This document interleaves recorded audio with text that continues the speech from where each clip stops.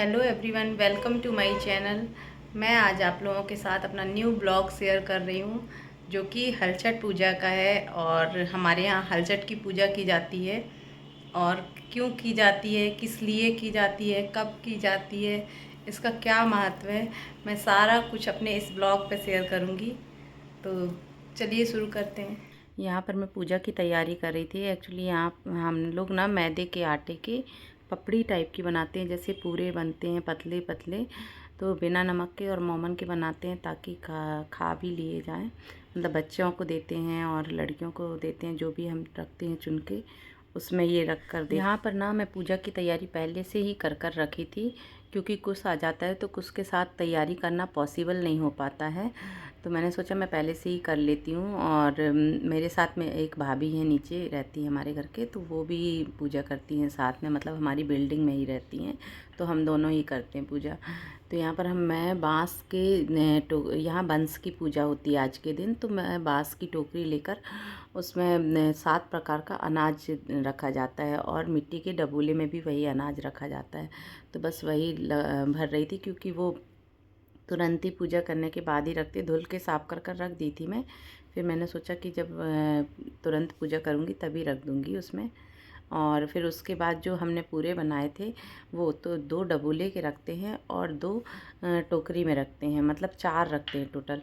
ये देखिए कुछ आगे कुछ न कुछ करता जा रहा है। और जो मैंने चावल बनाया था, तो एक दोना होता है उसमें, 6 वो लगे रहते हैं, 6 एक्चुअली 6 चुन के रहते हैं, तो वो 6 दोने रहते हैं, उसके 6 डबूले रहते हैं। तो वो सारा उसमें जो मैंने बनाया था पसी का चावल, उसके साथ पसी का चावल और महुआ रखते हैं। अब यहाँ पर सबसे पहले मैं दिया जलाऊंगी, क्योंकि पूजा स्टार्ट करने से पहले हम दिया जला लेते हैं। तो दिया जलाकर फिर हम सारी पूजा स्टार्ट करते हैं। तो यहाँ पर हम आचमन कर रहे थे, भाभी और मैं, क्योंकि सबसे पहले हम धरती माता, गौर गणेश और कलश की पूजा करने के बाद ही महुलिया, इसको जो मैंने लगाया है इसको महुलिया बोलते हैं। ये कांस की होती है, और उसमें पलास के जो पत्ते होते वो लगे होते हैं, मतलब उसके साथ ही उन्हीं का पूजन किया जाता है आज के दिन। और आज की बहुत सारी मान्यताएं हैं। एक्चुअली ये व्रत संतान के लिए किया जाता है, मतलब जो भी हमारा बच्चे रहते हैं उनके लिए की जाती है हलछठ पूजा। और यहाँ पर सबसे पहले हम जल चढ़ाने के बाद हम रोरी, हल्दी और अक्षत डालेंगे।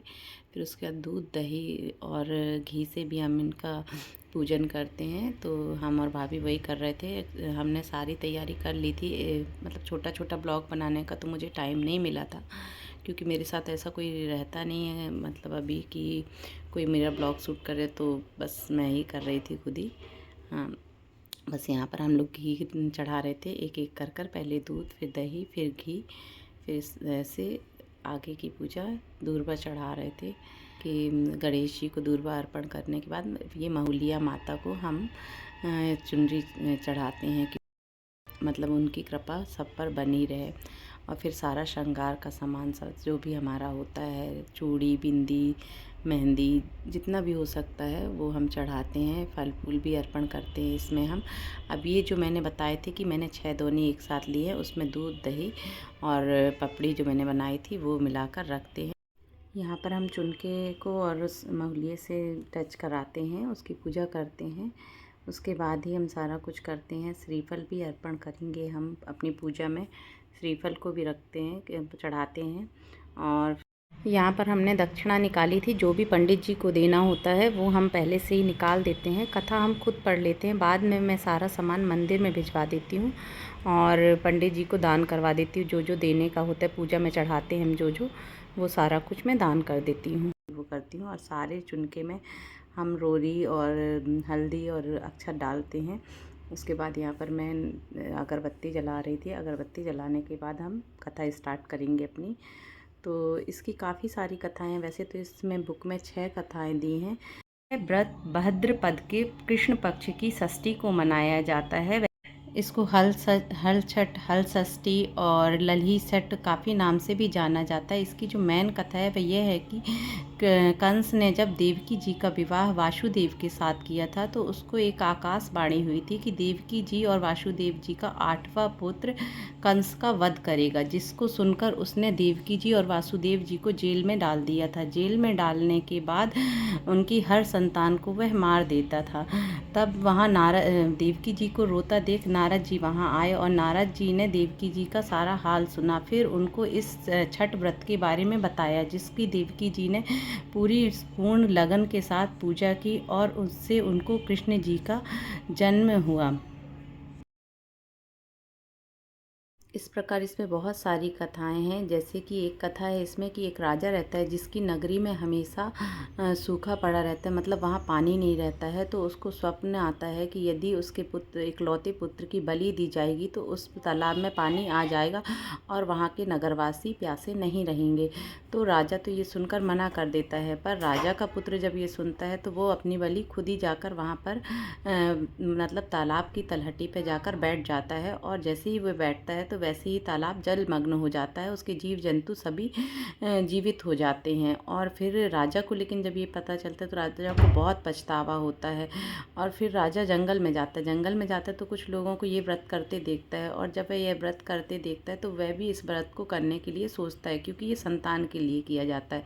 और इस व्रत के प्रभाव से क्या होता है कि उसका बच्चा पुनः जीवित हो जाता है और जिससे ये इस व्रत की मान्यता और ज़्यादा बढ़ जाती है। इस प्रकार इसमें 6 कथाएं दी गई हैं, जिसमें से मैंने आप लोगों को दो कथाएं तो बता ही दी हैं। अब कथा पूरी होने के बाद हम क्या करते हैं कि हवन करते हैं। तो हवन में हम लेते हैं वो चीज़ें जो हम खाते हैं, जैसे कि महुआ और समा का चावल और दही, घी, जो इसके लिए हम जो भी चीज़ें लेते हैं सारी भैंस के दूध की, मतलब भैंस के दूध का घी लेते हैं, दही लेते हैं और मतलब घी भी भैंस के दूध का ही होना चाहिए। एक्चुअली आज के दिन गाय का दूध नहीं लिया जाता, सारी चीज़ें भैंस के दूध की ही ली जाती हैं। और हवन करने के बाद जो भी कुछ बचता है वो भी हम हवन में ही डाल देते हैं, उसकी पूर्णाहुति कर देते हैं। और फिर उसके बाद हम दोनों आरती की तैयारी करेंगे, क्योंकि हवन करने के बाद हम आरती कर लेंगे। और ये कुछ आगे पीछे खेल रहा है। एक्चुअली आज के दिन इसमें राखी और बच्चों के खिलौने ये सब भी रखते हैं। तो हम और भाभी यार, क्योंकि 2 ही लोग थे तो बस दोनों ही कर रहे थे, आरती पूरी करेंगे। बीच बीच में कुछ आकर कुछ ना कुछ बोलता भी जा रहा था, तो हम दोनों हंस भी रहे थे, सुन भी रहे थे। और फिर ऐसे करते हमारी पूजा हो रही थी, क्योंकि मतलब कथा के बीच में तो वो नहीं बोला था, क्योंकि मैंने उसको बोला था कि बेटा बोलना नहीं, तो मान गया था। पर अभी बीच बीच में कुछ ना कुछ बोल रहा था, क्योंकि काफ़ी टाइम हो गया था हम लोगों को पूजा करते, 1-1.5 घंटे हो गए थे। तो बच्चा है, मानता नहीं है इतने उससे। तो इस व्रत के बहुत सारे प्रभाव हैं और मतलब काफ़ी हमारे यहाँ तो बहुत ही माना जाता है।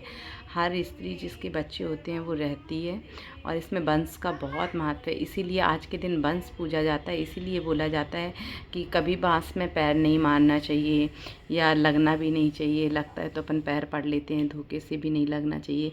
अब पूरी पूजा होने के बाद हम यहाँ पर जो भी हमारी राखी रहती हैं वो आज के दिन ही डलती हैं, मतलब इसमें डाल देते हैं और फिर उसका विसर्जन कर देंगे ये महूलिया के साथ। तो मतलब राखी हो गया, बच्चों के खिलौने हो गए, सब कुछ रखते हैं। और फिर पूजा होने के बाद मैं यहाँ पर सुहाग ले रही हूँ। हर पूजा में वैसे हम लोग सुहाग लेते हैं मैक्सिमम जो होती हैं, और भाभी को भी लगा रही थी, फिर भाभी मुझे लगाई। इस तरीके से हम दोनों की पूजा पूरी हुई। यहाँ हमने माता रानी को प्रणाम किया और उनसे मनोकामनाएं मांगी कि माता रानी सबको सुखी रखें और सबके यहाँ सुख समृद्धि और शांति सदा बनी रहे। इस तरीके से हमारी पूजा संपन्न हुई। और आप लोगों को यदि मेरा ब्लॉग अच्छा लगता है तो प्लीज़ लाइक कीजिए, शेयर कीजिए एंड सब्सक्राइब कीजिए।